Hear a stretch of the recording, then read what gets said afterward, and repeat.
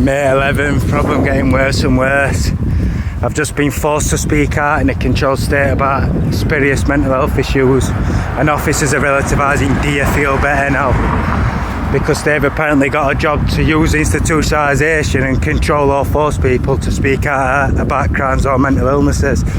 So they're saying that people lie, criminals lie, or people don't want to disclose mental illnesses.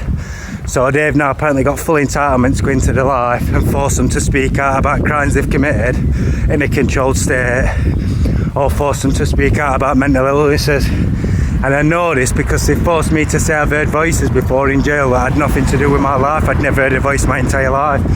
A doctor once said to me, "Are you hearing voices?" And I randomly blurted out saying yeah, for no reason that's got nothing to do with my power or the way that I'd never heard voices my entire life.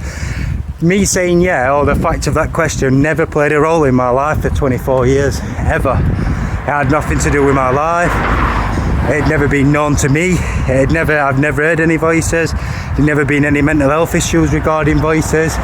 There'd never been anybody symboling anything. There'd never been nothing in my life whatsoever related to anybody hearing voices, or any illness whatsoever that could be related to hearing voices.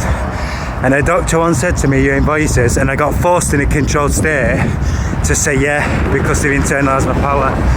And this is exactly what they're doing in most of the, in fact this whole entire channel, creating a life that they can commit crime against and create my life at my expense.